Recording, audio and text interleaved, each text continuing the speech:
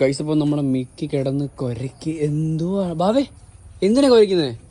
ആ ഇറങ്ങാം ബാ. എന്തുവാ ഓടിക്കൂ.